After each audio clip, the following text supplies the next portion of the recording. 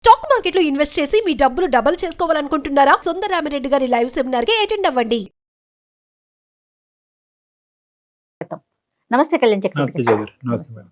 మీరు ఏ విధంగా వీళ్ళు మనల్ని కాంటాక్ట్ చేయొచ్చు మేడం? ఒక వాట్సాప్ నెంబర్ ఇస్తున్నామండి, మన ఎపిసోడ్ లో కింద స్క్రోల్ అవుతూ ఉంటుంది. ఓకే, ఆ నెంబర్ కి కాల్ చేయొద్దండి దయచేసి. కాల్ రాదు. కాల్ కాకుండా జస్ట్ మీ ఆడియోని పెట్టండి చాలు. Okay, మీరు okay. ఎలాంటి ప్రాబ్లమ్ ని ఫేస్ చేస్తున్నారు అనే దానికి సంబంధించి ఒక 4-5 లైన్లో ఒక ఆడియోని గనక పంపించగలిగితే జీకే గారు అండ్ టీం మొత్తం స్ట్రీమ్ చేసుకోవటానికి దాన్ని విని నెక్స్ట్ ప్రయారిటీ ప్రకారం ఇప్పుడైతే ఎలా చేస్తున్నామో అట్లానే యాజ్ ఇట్ ఈస్ గా ప్రయారిటీ ఇప్పుడు ఏది ప్రకారం మేడం? తీసుకుంటాం. ఇప్పుడు ఇలాగ వాయిస్ మెసేజ్ లా చేయొచ్చా? Yes, వాయిస్ అది yes. పెట్టి ఇలా రికార్డ్ వాట్సాప్ లో వాయిస్ మెసేజ్ పెట్టేస్తే చాలు. మనం ఆ కొత్త ఎపిసోడ్స్ స్టార్ట్ చేద్దామండి. అవి కూడా ప్రేక్షకులు ఆదరిస్తారని నేను అనుకుంటున్నాను. ఖచ్చితంగా కళ్యాణ్ గారి సలహాలు సూచనలు పాటిస్తారని కోరుకుంటున్నాను. మరి ఈ రోజు ఎపిసోడ్ స్టార్ట్ చేద్దామండి. తప్పకుండా మేడం. ఎస్, భారతి అని మెయిల్ చేశారండి ఆవిడ. ఫోన్ చేసేస్తానండి, చేయండి ఒకసారి మేడం. మాట్లాడదాము. తప్పకుండా. ఇంకా నాకు సొల్యూషన్ లేదు, పరిష్కారం లేదు అనుకున్నప్పుడు చావేనేమో, డెత్ డెత్ డెత్ అనుకో. మనిషి కోరుకోంది ఏదన్నా ప్రపంచంలో ఉందంటే అది చావే మేడం. అది కోరుకో. భారతి గారు నమస్తే అండి. నమస్తే అండి. ఎవరండి మాట్లాడేది? నేను జయానండి, అందమైన జీవితం ప్రోగ్రామ్ నుంచి కాల్ చేస్తా ఉన్నాను. మీరు మెయిల్ చేశారు కదా. మేడం గారు మీరా అండి? నమస్తే అండి. చాలా చాలా సంతోషం అండి మీ నుంచి నాకు కాల్ వచ్చినందుకు. చాలా నేను- సంతోషం అమ్మా. కానీ నీ మెయిల్ చూసాక నాకైతే చాలా బాధ అనిపించింది. చాలా మంది డాక్టర్ గారు సలహాలు సూచనలు అడుగుతారు, డాక్టర్ కళ్యాణ్ గారివి. కానీ మీరు మాత్రం చనిపోవటానికి మార్గాన్ని అడిగారు. నాకు చాలా చాలా బాధ అనిపించింది. ఫస్ట్ మీరు ముందు డాక్టర్ గారితో మాట్లాడండి. తప్పకుండా అండి, భారతి గారు తప్పకుండా. నమస్తే అమ్మా. నమస్తే డాక్టర్ గారు. ఇంతకీ మీ సమస్య ఏంటమ్మా, చెప్పండి. అసలు మీ గురించి ఒక్కసారి వివరించండి. నాకు పెళ్ళయి 11 సంవత్సరాలు అవుతోందండి. ఓ. పుట్టింట్లో ఉన్నన్నాళ్ళు మేము 3 అమ్మాయిలము, 1 అబ్బాయి. నేను 2వ అమ్మాయిని. పుట్టింట్లో చాలా నాన్నగారు గవర్నమెంట్ ఉద్యోగం చేసేవాళ్ళు. ఇప్పుడు రిటైర్ అయ్యి ఏదో చిన్న జాబ్ చేసుకుంటున్నారు. అలాగే వాళ్ళు చెప్పినట్టుగానే వాళ్ళు చెప్పిన సంబంధాన్ని చేసుకున్నానండి. 1 అబ్బాయి. నిజంగా ఒక అమ్మాయి ఇంకొకరి జీవితంలోకి వెళ్తుంది అన్నప్పుడు ఎంత ఆనందంగా వెళ్తుందండి, ఎన్ని ఆశలతో వెళ్తుందండి. అంతే కదా. అందులోనూ పెద్దవాళ్ళు కుదిర్చారు అంటే మనకి తగ్గట్టుగానే వాళ్ళు చూసుంటారు కదా అన్న ఆనందంలోనే ఉంటుంది కదా అండి. Blind faith. అంతేనమ్మా, అంతే అంతే. అతను ఎంత దుర్మార్గుడు అంటే అయ్యో చాలా అండి, చాలా అంటే చాలా దుర్మార్గుడు. అమ్మా. వాళ్ళకి చాలా వ్యాపారాలు ఉన్నాయి, రియల్ ఎస్టేట్ వ్యాపారాలు ఉన్నాయి. మనోళ్ళకి మంచి అవే డబ్బున్న కనిపిస్తాయి. వాళ్ళు, పలుకుబడి ఉన్న వాళ్ళే, సంఘంలో పలుకుబడి ఉన్న వాళ్ళే. కానీ మనసులో మాత్రం క్రూరత్వం నిండిపోయిన వాళ్ళండి.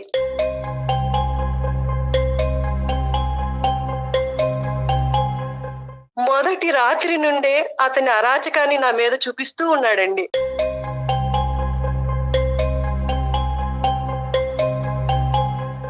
అయ్యో మందు తాగి వచ్చి తాగుడు. సిగరెట్ కాలుస్తూ సిగరెట్. నన్ను ఒక యాష్ ట్రేగా యూజ్ చేసుకున్నాడు.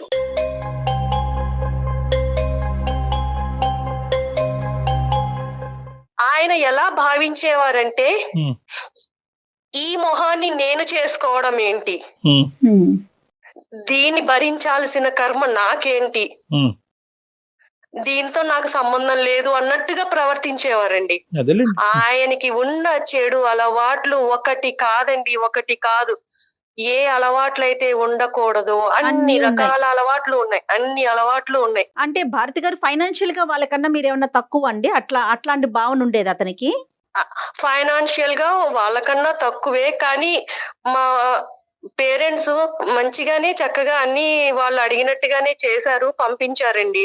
ఎంతమ్మా ఇప్పుడు ఈ స్థాయిలో తాగేవాడి గురించి కనుక్కోవటం ఎంత చెప్పండి. ఆ రోడ్లు, ఆ వీధిలో రోడ్లు ఊడ్చే వాళ్ళని అడిగినా కూడా చెప్తారు, అమ్మ ఎలాంటి వాడు ఇలాంటి వాడు అంటే బాబు వాడు తాగి ఎక్కడెక్కడ పడిపోతా ఉంటాడని చెప్తారు. అసలు అసలు ఏమైనా Walk వాకప్ up జరిగిందా? చేశారా? అసలు అలాంటి వాకబుల్ చేయలేదండి. చెప్పారు వాళ్ళకి వ్యాపారాలు ఉన్నాయి, డబ్బున్న వాళ్ళు, డబ్బులు, వాళ్ళకి వ్యాపారం. సంఘంలో పలుకుబడి ఉంది, మీ అమ్మాయిని ఆ ఇంట్లోకి ఇస్తే సుఖపడుతుంది అలా చెప్పి వాళ్ళు నన్ను పంపించారండి. నాకు కూడా అలాగే చెప్పారు, అమ్మ నువ్వు పుట్టింట్లో కన్నా అత్తారింట్లో చాలా సుఖపడతావు, నువ్వు చాలా అదృష్టవంతురాలివి. మరి నీ మీద జరిగిన అబ్యూజ్ ఏంటమ్మా? అంటే నీ మీద ఎటువంటి జరిగింది? అంటే కేవలం తాగి పడుకునేవాడు, సిగరెట్లు తాగి పడేసేవాడా, లేదంటే నీ మీద ఏమన్నా? ఏం చెప్పాలండి, ఏం చెప్పేవాళ్ళు, కొట్టేవాళ్ళండి. ఆయన చేతికి ఏదొస్తే అది మీదకి విసిరేసేవాళ్ళు.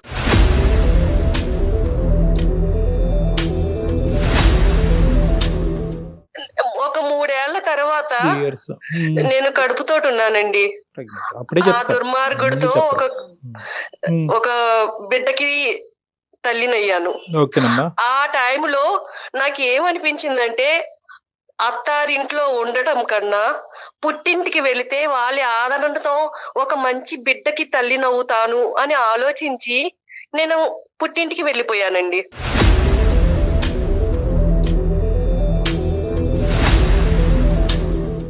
కనీసం బిడ్డ పుడితే అన్నా వాళ్ళలో మార్పు వస్తుంది, ఆ బిడ్డని చూసుకున్నా ఆ తండ్రి మారుతాడు అన్న ఇదిలో వెళ్ళానండి. వెళితే ఎప్పుడన్నా నేను మెసేజ్ పెట్టినా ఫోన్ చేసినా అయిష్టతగా మాట్లాడేవారు. కానీ ఎలా ఉన్నావు, ఏంటి, తింటున్నావా, ఉంటున్నావా, అసలు ఎప్పుడు వెళ్తాడని వెయిట్ చేశాడు. ఆఖరికి ప్రెగ్నెన్సీ వచ్చి వెళ్ళిపోవడంతో ఇంకా హ్యాపీగా సాగరంపినట్టున్నాడు. ఎందుకంటే అతను విచ్చలవిడితనానికి ఇంకెవరు లిమిటేషన్ ఉండదు కదా. డెలివరీ అయ్యింది. బాబు పుట్టిన తర్వాత మా అమ్మగారు వాళ్ళకి కబురు పంపించారండి.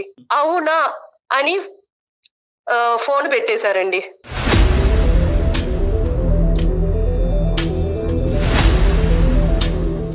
సరే, ఫైనల్ గా ఎప్పుడు చెప్పావమ్మా? మీ పుట్టింటి వాళ్ళకి ఎప్పుడు చెప్పావు? వాళ్ళ రియాక్షన్ ఏంటి? అది ఇంపార్టెంట్ మాకు. పుట్టింటి వాళ్ళకి ఎప్పుడు చెప్పానంటే ఎప్పుడైతే వాళ్ళు బిడ్డని కూడా చూడటానికి రాలేదో అప్పుడు చెప్పారు. అప్పుడు చెప్పానండి. అప్పుడు చెప్పాక ఇప్పుడు అసలైన బాధ నాది మొదలైంది. ఇప్పుడు పుట్టింటి వాళ్ళకి నేను చులకనైపోయాను.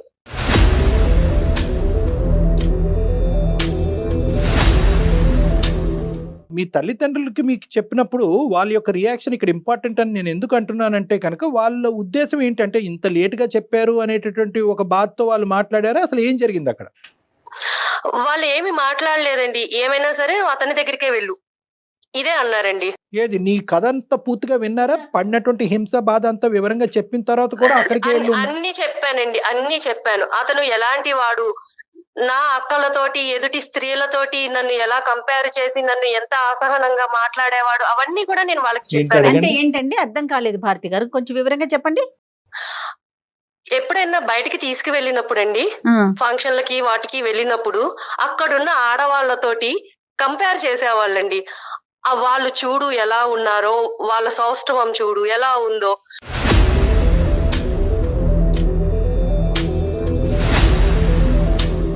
పక్కన భార్యని పెట్టుకుని ఎదుటి స్త్రీలో అందాన్ని వెతుక్కుంటున్నాడు కదా. ఏంటి నాలాంటి ఆడదాని పరిస్థితి ఏంటి, ఇలాగే ఉంటారా ప్రతి మగవాళ్ళు అన్న బాధ కూడా నాకు ఉండేది తనకి. సరే, ఇక్కడ ఈ మీ ఆయన గురించి ఇంకా పూర్తిగా చాలా వివరంగా కులంకుశంగా చెప్పావమ్మా. అసలు మీ తల్లిదండ్రుల యొక్క రియాక్షన్ ఏంటి? వాళ్ళు ఏమన్నారు? చెప్తే వాళ్ళ రియాక్షన్ ఏంటంటే మా నాన్నగారు అసలు ఏమీ మాట్లాడరండి, ఏమీ మాట్లాడరు. మా అమ్మగారు ఏం చెప్తే అది, మా అమ్మగారు ఎలా చెప్తే అలా. కూర్చోమంటే కూర్చుంటారు, నుంచోమంటే నుంచుంటారు. అంతా మా అమ్మగారి చేతుల్లోనే ఉందండి. మా అమ్మ, మా అక్క, మా పెద్ద అక్క, వాళ్ళకి ఇంకా చాలా చులకనగా ఉండి నువ్వు వెళ్ళు, ఏదైనా సరే నువ్వు అక్కడే ఉండాలి, అతని దగ్గరే ఉండాలి, మేం చేసుకోవట్లేదు ఆ సంసారాలు, మేము లేము ఆ మొగుళ్ళతోటి అని చెప్పేసి అన్నారండి.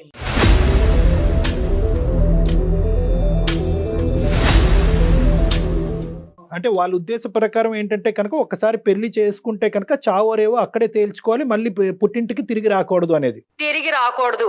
మిగతా వాళ్ళందరూ ఉండట్లేదా, మిగతా వాళ్ళు వాళ్ళ భర్తలతో ఉండట్లేదా, సుఖంగా వాళ్ళని మార్చుకుని సంసారాలు చెయ్యట్లేదా, నువ్వు ఎందుకు చెయ్యవు? అటువైపు నరకాసుడైనా హిరణ్యకశిపుడైనా ఎవరైనా కూడా అక్కడ ఉండాలి. రైట్, ఓకే, అర్థమైందమ్మా. మీ పేరెంట్స్ యొక్క, మీ ఫ్యామిలీ యొక్క సైకాలజీ అర్థమైంది. తర్వాత అమ్మా మీ సిస్టర్స్ ఇద్దరు హ్యాపీయేనమ్మా? మీ సిస్టర్స్ ఇద్దరు హ్యాపీయే? వాళ్ళ హ్యాపీ, చాలా హ్యాపీగా ఉన్నారండి, వాళ్ళు చాలా హ్యాపీగా ఉన్నారు. సో పుట్టింటికి వచ్చిన తర్వాత నీ బాధ చెప్పుకునేటటువంటి క్రమంలో మీ సిస్టర్స్ దగ్గర నుంచి కూడా నీకు ఎటువంటి సపోర్ట్ రాలేదండి.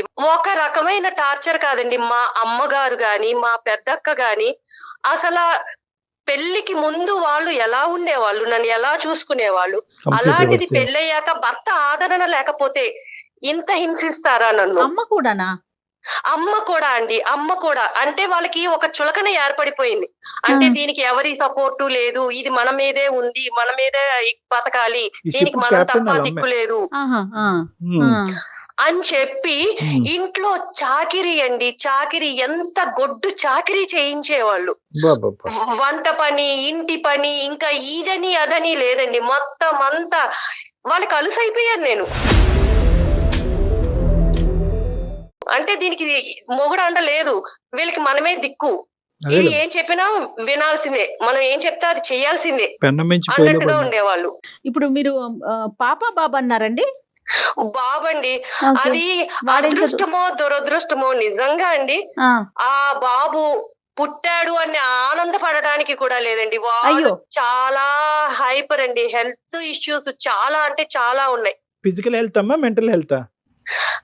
ఫిజికల్ అండ్ మెంటల్ హెల్త్ బాగుండక ఫిజికల్ గా అసలు చాలా అండి, చాలా హైపర్ యాక్టివ్ అండి. ఎంత అల్లరి చేస్తాడంటే అసలు స్కూల్లో కూడా ప్రతి 3 నెలలకి పేరెంట్స్ నుంచి కంప్లైంట్లు అండి, మా అబ్బాయిని కొట్టాడండి, ఇదిగోండి మేము ఇలా సఫర్ అవుతున్నాము. వాళ్ళు ప్రిన్సిపల్ కి కంప్లైంట్ చేయడం, అప్పుడు ప్రిన్సిపల్ ఏమో అమ్మ ఇలాంటి పిల్లలు మా స్కూల్లో కాదమ్మా, మీరు వేరే స్కూల్లో జాయిన్ చేసుకోండి, మాకు టీసీ ఇచ్చేయడం. చాలా చాలా ఎవ్వరు ఒక్క అరగంట కూడా ఆ బాబుని చూస్తే బాబోయ్ ఈతన్ని పెంచుతున్న తల్లి ఎవరు, ఏమిటి ఇంత అల్లరి చేస్తున్నాడు, ఇలా ఉన్నాడేంటి పిల్లాడని చెప్పి మా అక్క కూడానండి అసలు ఇలాంటి వాడికి జన్మనిచ్చావా నువ్వు, వీడు పురిట్లో చనిపోయినా బాగుండేది.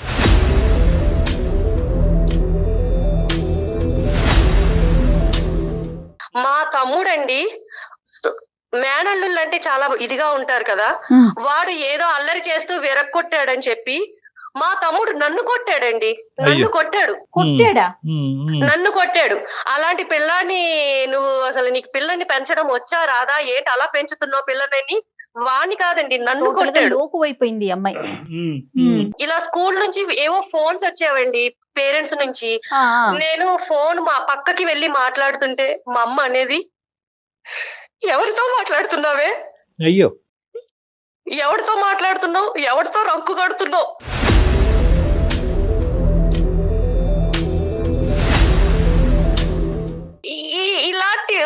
అలాంటి మాటలు మాట్లాడినప్పుడు ఒక ఆడదానిగా నేను ఎంత ఇదవుతానండి. మా అక్క మల్లెపూలు కొనుక్కునేదండి, ఒకసారి ఆ మల్లెపూలు నా చేతిలోకి తీసుకుంటే నీలాంటి దానికి ఎందుకే మల్లెపూలు అందండి. అంటే నేను ఎందుకు పనికిరాని దాన్ని, అంటే వాళ్ళకి ఎందుకు అంత లోకం అయిపోయాను, ఎందుకు అంత చులకనగా మాట్లాడాలి నన్ను.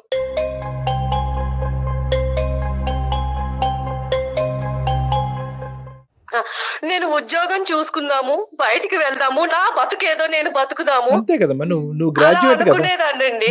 కానీ అన్ని దారులు మూసేశారు, బయట ప్రపంచం అంటే ఏమిటో తెలియకుండా చేసేశారు, నన్ను నిర్బంధించేశారు.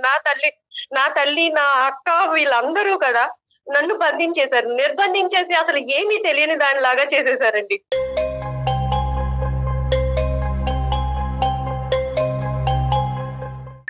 లేదండి, ఇవన్నీ నేను భరించలేనండి, నాకు చావు ఒక్కటే పరిష్కారం. నాకు నిజంగా చావు ఒక్కటే పరిష్కారం అండి, ఇటు పుట్టింటిని తట్టుకోలేను. కాదమ్మా భారతి, నువ్వు 1కి 10 సార్లు చావు అంటున్నావు. నువ్వు ఉండగానే నీ కొడుకుని ప్రపంచం ఈ విధంగా ట్రీట్ చేస్తుంటే నువ్వు చనిపోయిన తర్వాత వాడికి ఏమైనా దిక్కు మొక్కు ఉంటదమ్మా? వాడిని తీసుకెళ్లి ఒక పిచ్చి ఆసుపత్రిలో పడేసి జీవితాంతం నువ్వు ఇక్కడే సావరా అంటారు. లేదంటే ఏదో నేరం చేస్తే కనుక తీసుకెళ్లి జైల్లో పెట్టి అక్కడ జీవిత ఖైదీలాగా ఉంటాడు. అది ఒకటి at the end of the day ఒక తల్లి పాత్రలో నేను నిలబడినప్పుడు 100 106 వాడి జీవితాన్ని చక్కదిద్దేంత వరకు నువ్వు చావు అనే పదం వాడకూడదు, ఎప్పటికీ వాడకూడదు. ఎవరు నీ తరపున మంచిగా మాట్లాడే వాళ్ళు ఒక్కరు లేరమ్మా. నువ్వు పెళ్లి కాకముందు అందరూ దేవతలు దేవుళ్ళు ఒక మంచి సంబంధం చూశారు కాబట్టి కళ్ళు మూసుకుని చేసుకున్నాను నువ్వు అంటున్నావు. ఏమైపోయారు ఈ దేవతలు దేవుళ్ళు ఇప్పుడు? నేను మా నాన్నగారితోటే మాట్లాడాలనుకుంటున్నానండి. మా నాన్నగారే ఈ సమస్యకి ఏమన్నా మాట్లాడతారేమో, నాకు సమస్య పరిష్కారం చూపిస్తారేమో. మాట్లాడిన మహానుభావుడు ఇప్పుడు మాట్లాడతాడమ్మా. 9 సంవత్సరాల తర్వాత ఈ హింసంతా కళ్ళెదురుగుంటా కూర్చున్నటువంటి మీ నాన్న ఇప్పుడు మాట్లాడతాడా నువ్వు అడిగితే? నీకు నమ్మకం ఉందా? నిలదీయాలనుకుంటున్నానండి, మా నాన్నగారిని నిలదీయాలనుకుంటున్నాను. నిలదీసే ముందు ఒకసారి నిన్ను నువ్వు కూడా ప్రశ్నించుకో భారతి. ఇప్పుడు గ్రాడ్యుయేట్ చదువుకున్న పిల్ల, అతనితో బాధలు 3 ఏళ్లు పడి పుట్టింట్లో చెప్పలేదు, కనీసం బయటకు వచ్చి నీ కాళ్ళ మీద నువ్వు బతకలేవా? ఫ్రెండ్స్ గాని ఎవ్వరు లేరా భారతి? ప్రపంచం నాకు ఏమన్నా అసలు- ఏమైపోయిందమ్మా? లేదండి, ఫ్రెండ్స్ తో గాని ఇరుగు పొరుగు వాళ్ళతో గాని నాకు ఎలాంటి సంబంధము లేదు. అసలు నాకు ఎవరితోటి కనెక్షన్ లేని ఇదిలో అయిపోయానండి. నన్ను అలా నిర్బంధించేశారు. లేదమ్మా, నువ్వు ఏంటంటే ఇప్పుడు పుండుమే కారం చల్లటం అనేటటువంటి అంశాన్ని నేను ప్రతిసారి నేను చిత్రీకరిస్తూ ఉంటాను. ఇక్కడ ఏంటంటే నువ్వు ప్రతి స్టెప్ కూడా స్లో అమ్మా, ప్రతి స్టెప్ స్లో. ఒకటి ఏంటంటే ఐదర్ అవతల వాళ్ళ గురించి సాక్రిఫైస్ చేస్తావు. మొగుడు శాడిస్ట్ అయినా కూడా కొడుకుని ఇస్తే కనుక వాడు దేవుడు అయిపోతాడని అనుకున్నావు. తల్లిదండ్రులకు చెప్తే వాళ్ళు బాధపడతారు అనుకున్నావు. మళ్ళీ అక్కడ కంగు తిన్నావు. మీ తల్లిదండ్రులు వాళ్ళు ఏంటంటే కంప్లీట్ గా రివర్స్ పిక్చర్ చూపెట్టి వాడికి మించినటువంటి శాడిస్ట్ లాగా ఏమనుకోవద్దు, వాడికి మించిన శాడిస్ట్ లాగా వీళ్ళు తయారయ్యారు. ఎక్కడ కూడా పుట్టింటి వాళ్ళు ఇలా రియాక్ట్ అవుతారని మనం అనుకోలేదు. దానికి తోడు ఏంటంటే ఎప్పుడైతే నీ కొడుకు ఇలా పుట్టాడో నీకేంటంటే అన్ని ద్వారాలు మూసిపోయి నాకు ఇంకో జీవితం లేదని చెప్పి నువ్వు ఫిక్స్ అయిపోయావు. ఇప్పుడు నాకు కావాల్సింది ఏంటంటే మీ తండ్రి గారిని నిలదీయాలి, అడగాలి అని అనుకునేటటువంటి మీ ఆలోచన వెనకాతల నెంబర్ 1, ఈ రోజు మీరు మాకు ఎలా చేసి మాట్లాడుతున్నారు? ఇప్పుడు ఎక్కడున్నారు మీ అమ్మాళ్ళు అందరూ? అంటే ఇంతకాలం మా అమ్మగారు వాళ్ళ అమ్మగారికి బాలేదు అంటే వేరే ఊరు వెళ్ళారండి. అమ్మమ్మకి బాలేదు. అయితే ఆవిడ కాలం చేశారు. ఇంకొక 11 రోజుల వరకు వాళ్ళు రారు. నా సమస్యకు కూడా ఒక పరిష్కారం దొరుకుతుందని ఇమీడియట్ గా నేను మీకు మెయిల్ చేశారు. సంతోషం అమ్మా, అక్కడ వరకు సంతోషం. మీరు అసలు ఏం ఎక్స్పెక్ట్ చేస్తున్నారు? నాన్నగారితో మాట్లాడాలని అంటున్నారు, మెయిల్లో కూడా చూసాను. నేను నాన్నగారితో మాట్లాడాలండి. నా సమస్యకి పరిష్కారం నాన్నగారే చెప్తారా, డాక్టర్ గారే చెప్తారా? కానీ నన్ను ఈ చిక్కుల వలయం నుంచి, ఈ సమస్యల నుంచి నన్ను బయట పాడేయండి. భారతమ్మ, ఒక్కటి తల్లి, ఎవడి జీవితం నుంచి బయట పడేయలేడమ్మా. మన జీవితానికి సంబంధించినటువంటి నిర్ణయం మనం తీసుకోవాలి. మేము కేవలం మెంటర్స్ మాత్రమే. కొద్దిగా టార్చ్ లైట్ వేస్తాం, ఆ చీకటిలోంచి మీరు నడుచుకుంటూ వెళ్ళాలి. టార్చ్ లైట్ మాత్రమే. అయినా సరే మీ తండ్రిని కొన్ని ప్రశ్నలు అడుగుదామని అనుకుంటున్నావు కాబట్టి అతనితో మాట్లాడి. ఎక్కడున్నాడో మాత్రం? నాన్నగారు బయటికి వెళ్ళారండి. ఆయన ఉద్యోగం చేస్తారని చెప్పాను కదా, అక్కడికి వెళ్ళారండి. అలాగే మీ సమస్యకు ఒక పరిష్కారాన్ని నిర్ణయించుకోండి. ఆయన నిలదీస్తారు. నిలదీస్తే ఏమవుతుంది? మీ కడుపు మంట చల్లారుతుంది, అంతే. నెక్స్ట్ ఏంటి అది కూడా ఆలోచించండి, అంతే కదా కళ్యాణ్ గారు? అంతే. మరి మాట్లాడదామండి. ఎట్లా లైన్ కలుపుతారా భారతి గారు మీరు? నేను నాన్నగారికి ఒకసారి కాల్ చేస్తానండి. అమ్మాయికి ఏంటంటే జయ గారు, మనం ఈ రోజు ఇలా మాట్లాడేటప్పటికి అమ్మాయికి ఒక ధైర్యం వచ్చింది. ఇప్పుడు స్టార్ట్ అయింది అమ్మాయి జీవితంలో ఏంటంటే నెంబర్ 1, ప్రశ్నించాలి, అడిగి కారణాలు తెలుసుకోవాలి, తర్వాత సమస్యకి పరిష్కారం ఎత్తుక్కోవాలి. సహజంగా మనిషి యొక్క మానసిక పరిస్థితి జరిగింది. ప్రశ్నలకి బదులు కావాలి, సమస్య పరిష్కారం ఎత్తుక్కుంటే ఎత్తుక్కోరు. అదే నమ్ముతాను, అందరికి అదే నమ్మకాన్ని ఇస్తూ ఉంటాను. మన థింకింగ్ లైన్ మారాలి. హలో, ఏంటమ్మా? ఏం చేస్తున్నావు నాన్న? ఏం చేస్తున్నానమ్మా, ఇప్పుడుండే కష్టాలే. నాన్న, నా పరిస్థితి నువ్వు చూస్తున్నావా నాన్న?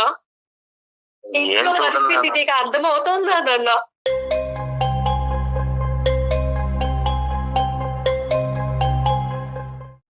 ఏం చూడన్నా అమ్మ ఏమో అట్లా చేస్తుంటే ఇంకా నేను మాత్రం నా వరకు ఏమి చేయడానికి ఏం అవకాశం రావట్లేదు.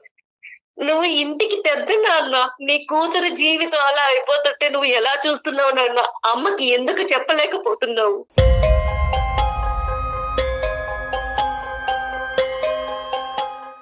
మీ అమ్మ పెట్టే చిత్రహింసలకి నేను చెప్పినా గానీ వినటం లేదు, చెప్పేటంత అవకాశమే ఇవ్వటం లేదు నాన్న. మీరు అలా అంటే కుదరదు నాన్న. నా సమస్యకి పరిష్కారం చెప్పాలి. మీరు నా కన్న తండ్రి. నా జీవితం ఇలా అయిపోయింది. మీరు చూసిన సంబంధమే కదా నాన్న నేను చేసుకున్నాను.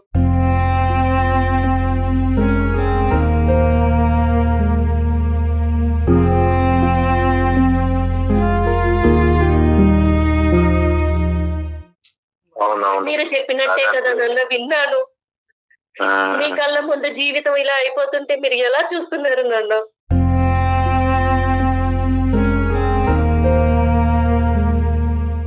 నా బాధని ఎవరితో చెప్పుకోవాలో తెలియక అందమైన జీవితం అనే ప్రోగ్రామ్ ని డాక్టర్ గారికి చెప్పుకుందాము, కళ్యాణి చక్రవర్తి గారిని సలహా అడుగుదామని వాళ్ళని అప్రోచ్ అయ్యాను నాన్న. వాళ్ళకి మెయిల్ పంపించాను. ఈ సమస్యల నుంచి నన్ను ఎలాగైనా సరే మీరు బయట పడేయాలండి. నాకు ఒక్కట చావు తప్ప ఏది కనిపించట్లేదు నాన్న.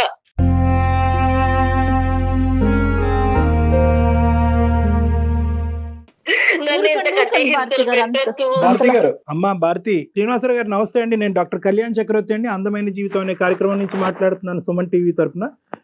నాతో పాటు జయ మేడం కూడా ఉన్నారు. నమస్తే అండి శ్రీనివాస్ గారు. ఎక్కడున్నారు శ్రీనివాస్ గారు? మీరు ఏం చేస్తున్నారు? మీ అమ్మాయి పరిస్థితిని అర్థం చేసుకున్నారా? ఏం చేయబోతున్నారు? ఏం చేశారు? వాళ్ళు చిన్నప్పుడు నానా ఇబ్బందులు పడి పెంచానండి. కష్టాల్లో చాలా ఇబ్బందులు పడి కష్టాలు పడి నా భార్య సరిగా అర్థం చేసుకోకుండా నన్నే ఇబ్బంది పెట్టేసి అవును చాలా చిత్రహింసలకు గురి చేసిందండి. ఎవరు మిమ్మల్ని? మిమ్మల్ని ఆ చాలా ఇబ్బంది పెట్టేసింది సార్. సో నేనే అట్లాగే కావలేక బ్రతికి ఇక ఉండి నా భార్యకి ఎదురు చెప్పలేక అట్లా బతుకుతున్నానండి. ఆమెకి దాసోహం అయిపోయారా? మీదే పెద్ద కథలా ఉందా మీ ఆ. అమ్మాయి కంటే? సరే అయిపోయారు, కానీ పెళ్లి గురించి ఒక ఆడపిల్ల ఎంత దాసోహం అయ్యి ఎంత ఆవిడ మీ కాళ్ళ కింద ఆవిడ కాళ్ళ కింద మీరు చెప్పైనా బానిసైనా కూడా at the end of the day ఒక ఆడబిడ్డ యొక్క వేరే ఇంటికి పంపించే ఆడబిడ్డకు సంబంధించినటువంటి సంబంధం డిసైడ్ చేసేటప్పుడు ఆచితూచి నిర్ణయించుకోవాల్సినటువంటి అవసరం ఉంది. ఎందుకంటే మీలాగా మీ అమ్మాయి జీవితం అవ్వకూడదు కాబట్టి. మీరు భరించిన బాధ మీకు తెలుసు. అలాంటిది మీ పిల్ల విషయంలో మీరు ఎందుకు చేశారు? ముందుగా మీరు అన్ని కనుక్కుని ఎలాంటి వాడు ఏంటి అవన్నీ కనుక్కోద్దా? డబ్బు ఉంటే సరిపోతుందా నాన్న? ఇంకా పిల్ల సుఖపడుతుందా లేదా అని మీరు చూసుకోక్కర్లేదా? నేను అన్ని ఎంక్వైరీ చేశాను నాన్న, మంచి సంబంధం అని. కానీ ఇవాళ అతను ఆ విధంగా బతుకుతున్నాడు. చెప్పినా మార్పు రావటంలో అతనిలో ఇంకా చెడ్డ మార్గంలోనే నడుస్తున్నాడే గానీ మంచి మార్గంలోకి ఏమీ రావటం సరే, లేదు. అతని చెడ్డతనం తీసి పక్కన పెట్టేసేయండి. ఆ చెడ్డతనం భరించలేక ఈ అమ్మాయి ఆశ్రయం గురించి పుట్టింటికి వచ్చినటువంటి ఆడపిల్లని మీ భార్య చేసేటటువంటి హింస ఏంటి అని మేము మిమ్మల్ని ప్రశ్నిస్తున్నాం. ఆవిడ తత్వం ఏంటి అసలు? ఆవిడ కన్న తల్లేనా పెంచుడు తల్లండి? కన్న తల్లే నాన్న, అయినా కానీ ఆమెమో ఆమె పద్ధతి వేరు, నన్నే చిత్రహింసలు పెడుతుంది.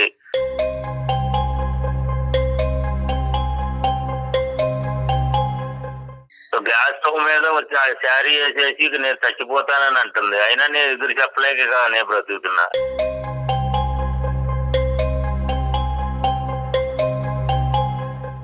ఆమెకు ఎదిరించి నేను మాట్లాడాలంటే కూడా నా వల్ల ఏమీ కావడం లేదు. అప్పుడే కాంది ఇంక అంటే నేను కూడా ఇప్పుడేమవుతుందిలేండి. ఇప్పుడు ఇలాగే ఉండాలా నాన్న? మీలాగానే ఉండాలా? మరి ఇప్పుడు ఈ పిల్ల పరిస్థితి మీలాగానే ఏంటండి? చావో బతుకో సైలెంట్ అయిపోయి అక్కడే బతకాలా? వెళ్ళిపోమంటారా? ఏంటి నాన్న? నా బతుకు నన్ను ఎలా బతకాలో మీరు చెప్పండి. కాదండి, ఇప్పుడు ఒకటి శ్రీనివాస్ గారు, మీ ఆవిడ ఏమో వచ్చి గ్యాస్ స్టవ్ మీద చీర పెట్టుకుని ముట్టించుకుంటుంది అనేటటువంటి భయంతో మీరు వెనకడిగేస్తున్నారు. ఇప్పుడు అదే మాట మీ కూతురు అంటుంది, నేను బ్రతకాలా చచ్చిపోవాలా? ఒక పక్క నుంచి వాడు ఒక హైపర్ యాక్టివ్ కిడ్ పట్టుకుని వాడిని భరించలేక అన్ని అవమానాలు భరించలేక నేను చచ్చిపోవాలని అని అనుకుంటే మాకు ఫోన్ చేసింది ఈ రోజు మీ అమ్మాయి. మీ కూతురికి ఏం సమాధానం చెప్తామో చెప్పండి ఒకసారి. వాడిని కేకలేసి మంచిగా బతికేది మొత్తం చెప్పండి ఇంట్లోనే, వాళ్ళ ఇంట్లోనే. ఇంకా అంతకంటే చెప్పేది ఏముంది ఇంకా? అయ్యో రామా.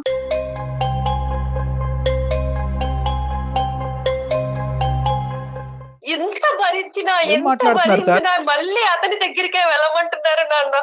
మరి మీరు ఏమన్నా న్యాయంగా ఉందా అసలు? మీకు చెప్పండి. మంచి మార్గంలో నడువు నాన్న, ఇంకా అంతకంటే నేను చెప్పేది ఏముంది? మరి అదే మార్గంలో మీరు నడవచ్చు ఎంతకంటే కదా. మంచి ఆయన ఏముంది? అందుకే నడుస్తున్నాడా సైలెంట్ గా?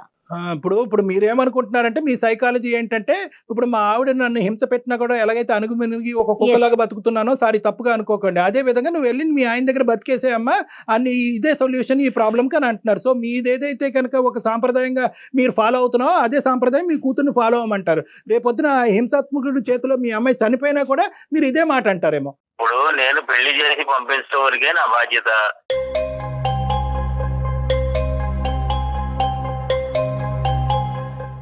వాళ్ళు అంటే చేతులు బాధపడండి. దులిపేసుకున్నారా నాన్న? ఆ, పెళ్లి అయిపోయిన దులిపేసుకున్నాడు, తర్వాత ఇంకేంటి? చేతులు దులిపేసుకున్నారా మీరు అసలు? ఇప్పుడు మీ ఆవిడ నోరు ఆవిడ ఏంటంటే ప్రత్యక్షంగా కనిపిస్తుంది, మీరేంటంటే ఎక్కడో ఉద్యోగం చేసుకుంటున్నారు కాబట్టి మీ యొక్క తీరు, మీ వ్యక్తిత్వం, మీ మాట పద్ధతులు, మీ ఆలోచన శైలి ఇప్పుడుకొచ్చి ఈ మహాతల్లికి కనిపించలేదు. అంటే తల్లిదండ్రులు ఇద్దరు ఒకటే. పోనీ అమ్మాయి కాళ్ళ మీద నిలబడుతుంది కదా, దానికైనా ఈయన సపోర్ట్ చేయొచ్చు కదండి. ఏమండి అదే నన్ను ఆ బయట అంశం పడేయమనండి. నన్ను చెప్పండి. ఎక్కడికన్నా తీసుకెళ్లి ఎక్కడైనా ఉంచండి. నా బతుకేదో నేను బతుకుతాను. ఆ మా అమ్మాయి వయసులో ఉంది కదా అని చెప్పి బయటికి వెళ్తే నలుగురు 4 రకాలుగా మాట్లాడతారు, అందుకని రకరకాల పద్ధతులు వస్తాయి అని చెప్పి వాళ్ళ అమ్మకి ఇష్టం లేదు, ఉద్యోగం చేయించుదామనే ఉద్దేశం లేదు. ఆ, మీకు ఏంటి నాన్న? మీ పెంపకం మీద మీకు నమ్మకం లేదా నాన్న?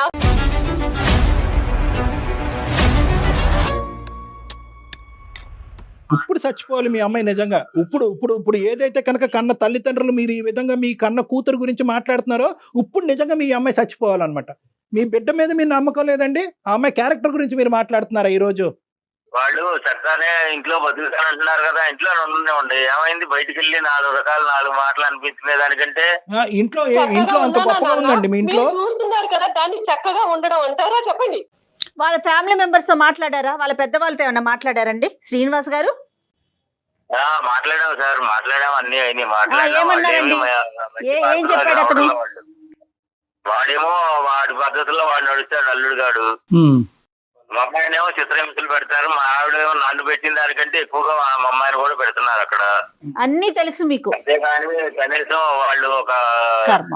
ఫ్యామిలీ పద్ధతిగా కావాలని పెళ్లి చేసుకున్నాము, ఇంట్లో ఉంచుకుని మీ ఇంట్లో ఏమిచ్చింది కానీ ఏమండి వేరే ఫ్యామిలీ గురించి ఎందుకు మాట్లాడటం మనది అండి? చూసుకుందాం ముందు. అత్తింట్లో నరకాన్ని అనుభవిస్తూ పుట్టింటికి వస్తే కనుక అక్కడ మించిన నరకాన్ని మీ అమ్మ మీ ఆవిడ చూపెట్టింది సొంత కూతురికి. అంటే వాళ్ళ పెంపకం మీదే వాళ్ళకి నమ్మకం లేదు. ఇక్కడ నాకు అదే సరే అర్థమైంది. ఇప్పుడు మా అప్పుడు నాన్నగారి ఒకటమ్మా మాటలు అమ్మా బట్టి అదే అర్థమైంది. ఒకటే ఇంకా అమ్మ ఈ స్టోరీని ఇక్కడ క్లోజ్ చేయాలి Bharati. All doors are close. నా అనేటటువంటి మనుషుల్ని నమ్ముకుని నువ్వు బ్రతకాలి అనుకుంటే కనుక నువ్వు బ్రతకలేవు. నిన్ను నువ్వు నమ్ముకుంటేనే బ్రతకగలవు అనేటటువంటిది ఈ రోజు మీ నాన్న మాట ద్వారా మనకి ఇక్కడ అర్థమైంది. నేనేదో ఇతను పొడి చేస్తాడని చెప్పి ఫోన్ కలపండి అని నేను అన్నాను. నాకు తెలిసి ఇతని క్యారెక్టర్. అమ్మ భారతి చెప్పండి. రైట్. చెప్పండి. ఇప్పుడు నువ్వే నీ కౌన్సిలర్, నువ్వే నీ డాక్టర్, నీ మనోధైర్యమే నీ శక్తి. ఈ రోజు నీకంటూ ఒక బిడ్డ ఉన్నాడు, ఆ బిడ్డ పరిస్థితి కూడా అంత బాలేదని అంటున్నావు. నీ జీవితాన్ని నువ్వు పోషించుకుంటూ వాడిని కూడా కాసుకోవటం అనేది కష్టం. కాబట్టి ఈ దారి చెప్తున్నాను. ప్రధానంగా ఏంటంటే నిన్నెవ్వరు ఏ తలుపులు మూయలేదు, ఎవరు నిన్ను ఆపలేరు. నువ్వు బయటకు వచ్చి నీ కాళ్ళ మీద నువ్వు నిలబడేటటువంటి ప్రయత్నం నువ్వు చేయాలి. అదొకటే ఈ సమస్యకి పరిష్కారం. బయట ప్రపంచం అసలు ఎలా ఉంటుందో మర్చిపోయానండి. మర్చిపోయి 12 ఏళ్ళు అవుతుంది బయట ప్రపంచంతో సంబంధాలు తెగిపోయి. ఇన్ని రోజులు నువ్వు ఏం చేసావంటే కనుక నాకందరూ ఉన్నారు, ఈ అందరూ మారితే కనుక అక్కడ మొగుడు మారుతాడన్నావు, మారలేదు. తల్లి మారుతాడన్నావు, మారలేదు. తమ్ముడు మారుతాడన్నావు, మారలేదు. అక్క చెల్లి మారలేదు. ఈ రోజు మీ నాన్న మారుతాడని చెప్పి మాకు ఫోన్ చేసావు, మీ నాన్న కూడా మారలేదు. నాకు అలవాటు లేదండి, నాకు ఎవరు లేరు అండి అనేటటువంటిది కాదు. మీకు మేము ఉన్నాం. మీరు అంత మాట అన్నారు, మీరు నాకు అంత మోరల్ సపోర్ట్ ఇచ్చినప్పుడు నేను తప్పకుండా ఒక స్టెప్ తీసుకుంటాను.